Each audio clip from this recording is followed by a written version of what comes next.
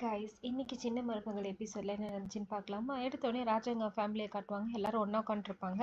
அப்போ போஸுக்கு சம்மந்தம் பண்ண எம்எல்ஏ வந்துட்டு மாப்பிள்ளைக்கு கார் வாங்கி கொடுக்குறதா சொல்லியிருந்தோம்ல, இப்பயே புக் பண்ணாதான் முகூர்த்தத்துக்குள்ளே வரும். ஸோ மாப்பிள்ளைக்கு என்ன கார் பிடிச்சிருக்கோ அதையே புக் பண்ணலான்னு சொல்லிட்டு மாப்பிள்ளை செலக்ட் பண்ணும் சொல்லிட்டு தான் வந்திருக்கோன்னு சொன்ன உடனே இவங்க ஆமாம், அப்புறம் நாங்கள் செலக்ட் பண்ணி மாப்பிள்ளைக்கு பிடிக்காம போகக்கூடாதுலாம் சொல்லிட்டு உடனே ஈஸ்வரி உடனே போஸுக்கு ஃபோன் பண்ணி போஸை வர சொல்லுவாங்க. இங்கே கார் செலக்ட் பண்ணுவாங்க. ஃபர்ஸ்ட் இவன் ஒரு கார் செலக்ட் பண்ணுவான். அது 32 lakhsன்னுவாங்க.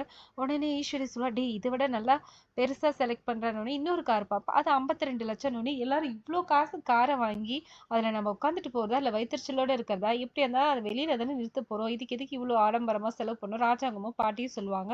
ஆனால் இவங்க இவங்களுக்கு இதுவே மனசு ஒத்து வராது.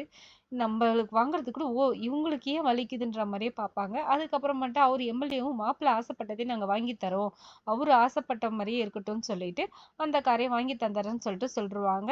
உடனே சேது டே அண்ணனுக்கும் ஒரு கொடுப்பல்லன்னு சொல்லிட்டு கிண்டல் பண்ணாங்க. உடனே பாட்டி சொல்றாங்க, சேது நீயும் அப்பா கிட்ட சொல்லி நீயும் 50 லட்ச ரூபாயில ஒரு கார் வாங்கிக்கோன்னு சொல்றாங்க.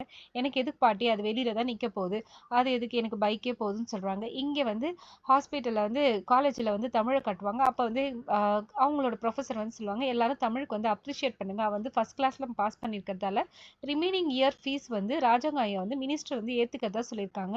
இதுக்கு நம்ம ஒரு பாராட்டு விழா வச்சு அதில் இதுவும் ப்ளஸ் அவங்க பண்ண சேவையை பாராட்டி அதுக்கு அவார்டு சேதுக்கும் அவங்க தம்பிக்கும் கொடுக்க போகிறோம்.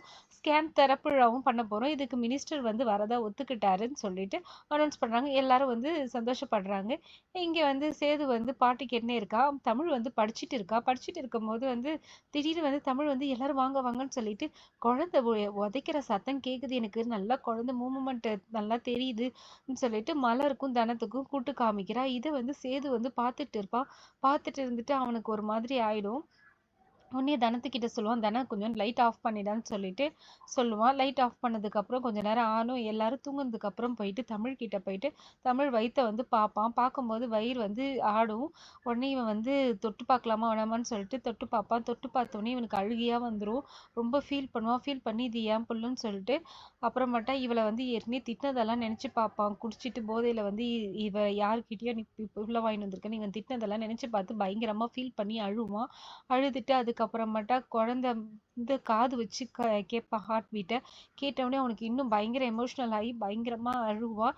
இதை தமிழுக்கு இது எல்லாமே தெரியும். தெரிஞ்சு தெரியாத மாதிரி தூங்கிட்டு இருக்க மாதிரி அவளும் நடிச்சிட்டு இருப்பா. இதோட இன்னைக்கு எபிசோட் முடியுது. மறுபடியும் நாளைக்கு எபிசோட்ல பார்க்கலாம். தேங்க்யூ. மறக்காம இந்த வீடியோ லைக் பண்ணுங்க, சப்ஸ்கிரைப் பண்ணுங்க.